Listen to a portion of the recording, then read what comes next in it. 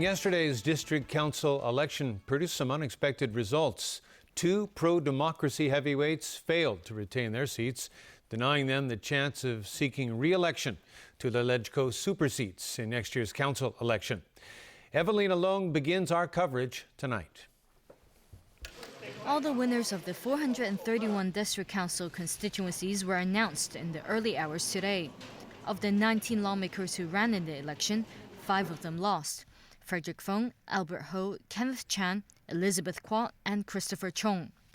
The defeat of Fong and Ho, who hold the LegCo super seats in the District Council functional constituency, also means they will be unable to seek re-election to the legislature next year as District Council members. 4 of the 5 super seat holders joined the District Council race. Among the different political parties that sent candidates to the election, the Democratic Alliance for the Betterment and Progress of Hong Kong won the highest number of seats. 119 of its 171 candidates emerged victorious. However, the overall number of seats won by the pro-establishment camp was less than the original number of seats it held. Meanwhile, in the pan-democratic camp, both the Democratic Party and the Hong Kong Association for Democracy and People's Livelihood saw their heavyweights defeated. However, overall, the two parties won 43 and 18 seats respectively, representing gains in the number of seats under their control. Percentage-wise, the Neo-Democrats emerged as the biggest winner. 15 of its 16 candidates won, giving the party a 94% success rate. A total of about 1.46 million voters cast their ballots in this year's district council election, representing a turnout rate of 47%. Evelina Lang, TVB News. DAB lawmakers Christopher Chung and Elizabeth Kwok also failed to retain their district council seats. But the party has won the same number of seats as in the 2011 district council election. DAB chairwoman Starry Lee says the results are acceptable. Ronnie Samtani tells us more. The Democratic Alliance for the Betterment and Progress of Hong Kong remains the largest political party in the district councils. In a surprising turn, 2 veteran DAB lawmakers were unseated. Christopher Chung failed to get re-elected in Eastern District and lost to independent candidate Choi Chi-kin.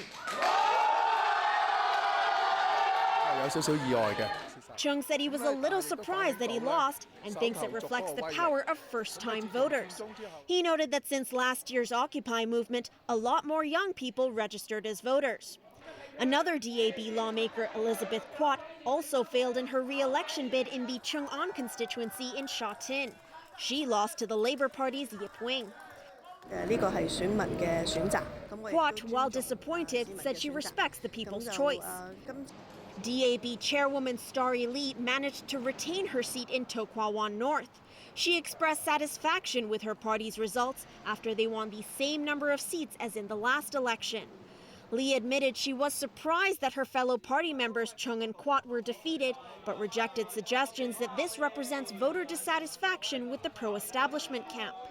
I think every district or every situation have different factors, but as a whole, we feel that the voter wants to pass a very clear message. They will look into detail for every individual candidate. And even though you are the current district councillor, you may not have that advantages to win. The pro-establishment camp dominated the polls with 298 seats. The DAB received the highest number of votes, while the New People's Party came third with nearly 76,000 votes. The question now is, will the district council results affect next year's LegCo election? Judging from the outcome this year, next year's LegCo elections will be even more politically driven. There are some new voters who came out to vote, I believe, for political reasons, because they are dissatisfied with the government's performance or the overall atmosphere of our society. The New People's Party saw 26 of its members elected, including lawmaker Michael Tian, who defeated the Labour Party's Chu Yan Loy in Discovery Park in Tsuen Wan. As for the other pro-government parties, Federation of Trade Unions lawmaker Wong Kwok Hing won a seat in Siu Sai Wan. Ronnie Samtani, TVB News. Without their district council seats, Pan Democrats Albert Ho and Frederick Fung will no longer be able to go for those so-called super seats in next year's Legislative Council election. The pro-democracy camp believes their rivals spared no expense in coming up with a strategy to topple the two heavyweights. Winna Wong with that angle. After 16 years as Tuen Mun's Lok Choi District Councillor, Albert Ho of the Democratic Party lost his seat last night. It was an intense competition. Ho was defending his place against 5 others. But in the end, self-proclaimed independent candidate Junius Ho won with about 200 votes over Albert Ho. He was nowhere to be seen at the Democratic Party press conference today. The party chairwoman Emily Lau said DP veterans seem to have faced heavy attack from the pro-establishment side this year. Nevertheless, she said she accepted the people's choice. Lau added she is generally happy with the party's result, especially how many of the younger members performed well. The party sent out 95 candidates this year. 43 of them managed to win. Another major blow for the pro-democracy camp was the defeat of ADPL's Frederick Fung in the Sham Shui Po Lai Kok constituency.